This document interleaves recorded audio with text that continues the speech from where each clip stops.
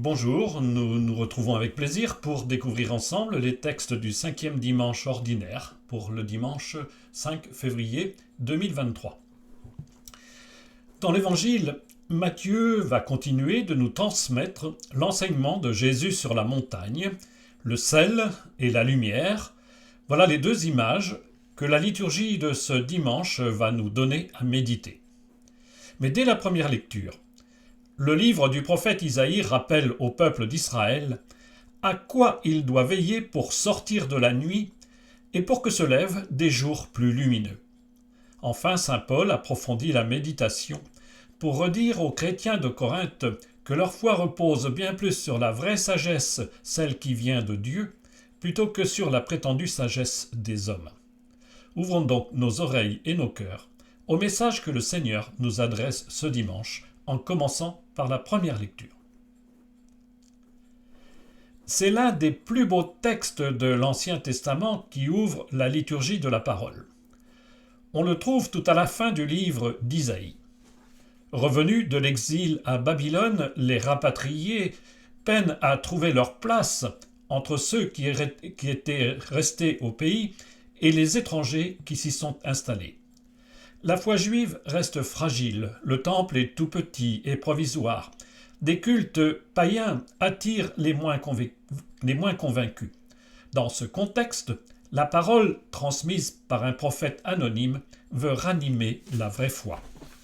Nous découvrons cette première lecture au chapitre 58 d'Isaïe, les versets 7 à 10. Ainsi parle le Seigneur. Partage ton pain avec celui qui a faim. Accueille chez toi les pauvres sans abri. Couvre celui que tu verras sans vêtements. Ne te dérobe pas à ton semblable. Alors ta lumière jaillira comme l'aurore, et tes forces reviendront vite. Devant toi marchera la justice, et la gloire du Seigneur fermera la marche. Alors, si tu appelles, le Seigneur répondra. Si tu cries, il dira, me voici. Si tu fais disparaître de chez toi le joug, le geste accusateur, la parole malfaisante, si tu donnes à celui qui a faim ce que toi tu désires, et si tu combles les désirs du malheureux, ta lumière se lèvera dans les ténèbres, et ton obscurité sera lumière de midi. Les plus religieux dans le peuple se découragent. Ils s'adressent à Dieu, ils le prient, ils jeûnent fréquemment, mais Dieu semble sourd. Dans ce chapitre 58 d'Isaïe, Dieu répond par la bouche du prophète. « Le jeûne qui me plaît, n'est-ce pas ceci, faire tomber les chaînes injustes, rendre la liberté aux opprimés ?» C'est le verset qui précède cette lecture, au chapitre 58, le verset 6. Et la lecture proclamée ce dimanche continue le message. La parole du Seigneur est claire. C'est dans le souci que vous devez prendre des plus pauvres que se trouvera pour vous la lumière de la foi. Cessez d'exploiter vos frères. Le vrai jeûne, la vraie religion exige la justice sociale. Tu veux que Dieu prenne soin de toi? Prends soin de ton frère. Car on ne peut mettre de fossé entre la relation à Dieu et la relation aux frères qui sont dans le besoin. Découvrons maintenant la deuxième lecture de ce dimanche. Comme les dimanches précédents, la deuxième lecture nous fait lire en continu le début de la première lettre de Paul aux Corinthiens. Dimanche dernier, à la fin du chapitre 1, Paul soulignait combien c'est dans leur origine modeste et leur faiblesse que Dieu révèle sa sagesse aux yeux des hommes. Il continue la réflexion en leur rappelant dans quel état d'esprit il est venu annoncer la vraie foi chez eux. Cette lecture donc se trouve dans la première lettre aux Corinthiens, au chapitre 2, les versets 1 à 5. Frères, quand je suis venu chez vous, je ne suis pas venu vous annoncer le mystère de Dieu avec le prestige du langage ou de la sagesse. Pour vous, je n'ai rien voulu connaître d'autre que Jésus, ce Messie crucifié. Et c'est dans la faiblesse, craintif et tout tremblant que je me suis présenté à vous.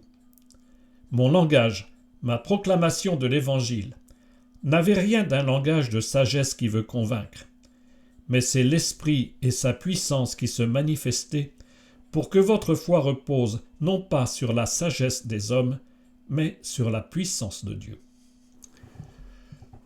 Comparé à Apollos, autre missionnaire venu à Corinthe, Paul n'était pas, semble-t-il, un orateur très brillant. Et justement, c'est cette maladresse qui lui permet de mettre les choses à leur juste place. Ce n'est pas le brio du prédicateur qui peut le mieux exprimer la vérité de la bonne nouvelle de Jésus. Quand la sagesse des hommes cherche à convaincre l'auditeur par de beaux discours, la véritable sagesse, celle qui vient de Dieu, trouve sa force dans la puissance de l'Esprit Saint. Dans les Actes des Apôtres, au chapitre 17, Luc raconte comment Paul a tenté de convaincre les gens d'Athènes par un beau discours. Échec presque total. Car c'est bien dans la faiblesse et par sa mort sur la croix que le Christ a révélé le vrai et beau mystère de la foi. Découvrons maintenant l'évangile de ce dimanche. Comme pour la deuxième lecture, la liturgie du temps ordinaire suit la logique de la lecture continue.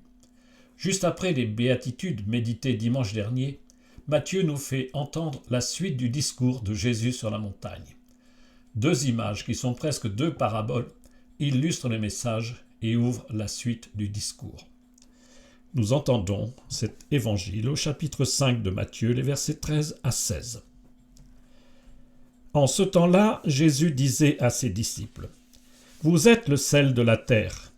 Mais si le sel devient fade, comment lui rendre de la saveur ? Il ne vaut plus rien, on le jette dehors, et il est piétiné par les gens. Vous êtes la lumière du monde. Une ville située sur une montagne ne peut être cachée. Et l'on n'allume pas une lampe pour la mettre sous le boisseau. On la met sur le lampadaire et elle brille pour tous ceux qui sont dans la maison. De même que votre lumière brille devant les hommes, alors voyant ce que vous faites de bien, ils rendront gloire à votre Père qui est aux cieux. » Jésus nous donne à voir deux images, le sel et la lumière.